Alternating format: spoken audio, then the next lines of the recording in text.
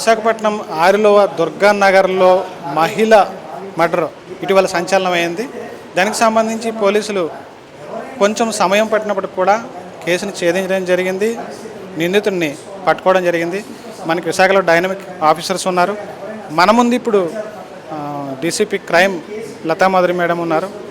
ఈ కేసు పర్యవేక్షణలోని అత్యంత క్షుణ్ణంగా దీన్ని పరిశీలించి పర్యవేక్షించడం జరిగింది. మేడం చెప్పండి, అసలు కేసు ఎలాగా దీన్ని చూడవచ్చు? ఇది మర్డర్ ఫర్ గెయిన్ అండి. అంటే డబ్బు కోసం, ప్రాపర్టీ కోసం హత్య చేసి ప్రాపర్టీని తీసుకుపోయిన కేసు, గ్రేవ్ కేసు. ఇది 11వ తారీఖున ఆరిలోవ పోలీస్ స్టేషన్లో గ్రేవ్ కేసుగా నమోదైంది. ఆ రోజు మార్నింగ్ ఈ హత్య జరిగింది. కానీ మనకి ఇన్ఫర్మేషన్ వచ్చేటప్పటికి ఇంట్లో వాళ్ళు గమనించేటప్పటికే సాయంత్రం అయింది. మనకి కేసు నమోదు అవగానే సైంటిఫిక్ ఎవిడెన్స్ కలెక్ట్ చేయడం జరిగింది. ఫస్ట్ లీడ్ మనకి సీసీ ఫుటేజ్ ద్వారా వచ్చింది. ఎవరెవరు మృతురాలు ఇంటికి వచ్చి వెళ్ళారని చూసేటప్పటికి మనకి క్లియర్గా ఆ రోజు ఉదయం ఈ స్ట్రేంజర్, ఒక అపరిచితుడు వచ్చి వెళ్ళినట్టు తెలిసింది. తర్వాత కంటిన్యూస్ ఫుటేజ్ ట్రాకింగ్ చేసిన తర్వాత ఆ వ్యక్తి ఎవరని ఐడెంటిఫై చేశాము. అతను ఎక్కడెక్కడికి వెళ్ళాడు అనేసి వెరిఫై చేయగా అతను ఫుటేజ్ ద్వారా అతను కాశీ వెళ్ళాడు, వారణాసి పారిపోయాడు. అక్కడి నుంచి ఢిల్లీని, వారణాసి కంట్రోల్లో వెరిఫై చేయగా అతను ఢిల్లీ కూడా వెళ్ళినట్టు తెలిసింది.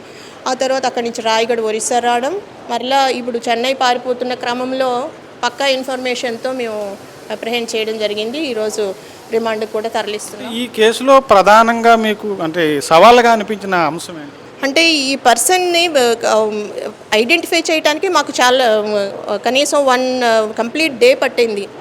ఎందుకంటే ఇతను ఫస్ట్ వేసుకున్న దుస్తుల్ని మార్చేశాడు.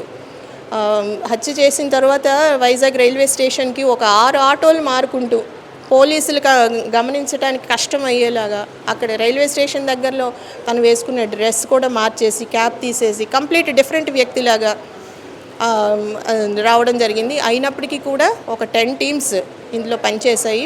చాలా చక్కగా చేయడం జరిగింది. అతను ఎక్కడికి పారిపోయినా కూడా ఫైనల్గా పట్టుకుని అరెస్ట్ చేయడం జరిగింది. నిందితుడు పూర్తి వివరాలు ఎలా ఉన్నాయి, దాంతోపాటు నేర చరిత్ర ఏమైనా ఉన్నదా ఇతనికి ఎప్పుడైనా సరే?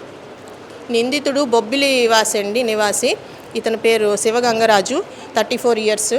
ఇతని ప్రీవియస్ నేర చరిత్ర అంటే కోవిడ్ టైంలో ప్రోటోకాల్ వైలేషన్, ఇలా ఒక వీధిలోని కొట్లాట కేసు, ఇలాంటి చిన్న కేసులు బొబ్బిలిలోనే ఉన్నాయి. అది ఇతనికి ఇప్పటివరకు తెలిసిన క్రిమినల్ బ్యాక్గ్రౌండ్ ఇతంది. బొబ్బిలిలోనే ఒక సెల్ ఫోన్ షాప్ నడుపుతూ ఉంటాడు. ఇతనికి టాటూ శివ అని పేరు కూడా ఉంది. టాటూస్ అవి కూడా వేస్తుంటాడు. బాగా ఉన్న స్థితిపరులు కాకపోయినా ఒక మాదిరిగా ఒక షాప్. పరిచయం ఎలా జరిగిందండి అసలు? ఒక మిస్డ్ కాల్ ఈ మృతురాల దగ్గర నుంచి వెళ్ళిందని ఇది మనకి ముద్దాయి కన్ఫెషన్ ద్వారా తెలుస్తుంది. మిస్డ్ కాల్ 15 ఏళ్ళ నుంచి పరిచయం అని మనకు తెలుస్తుంది. 15 ఏళ్ల క్రితం ఒకసారి ఒక మిస్డ్ కాల్ మృతురాల ఫోన్ నుంచి ఇతనికి వెళ్ళడం, ఆ రకంగా పరిచయం. ఆ తర్వాత ఇన్స్టాగ్రామ్లో ఫాలో అవ్వడం, అకౌంట్స్ ఫాలో చేసుకోవడం, ఇట్లా ఫోన్లో మాట్లాడుకోవడం ఇవైతే ఉన్నాయి. అప్పుడప్పుడు ఈ నిందితుడికి ఆమె డబ్బులు సాయం కూడా చేసినట్టు. ప్రాపర్టీ వివరాలు ఏమైనా చెప్తారు? అంటే ఇప్పుడు పోయిన ప్రాపర్టీలోని ఆమె మృతురాలు ఒంటి మీద ఉన్న గోల్డ్, నల్లపూసలు, మంగళసూత్రాలు, ఉంగరాలు ఇవన్నీ కూడా గోల్డ్ అంతా రికవరీ అయిందండి. అలాగే క్యాష్ కూడా పట్టుకుపోయాడు. ఆమెను చంపిన తర్వాత 3,80,000 క్యాష్ కూడా రికవర్ అయింది.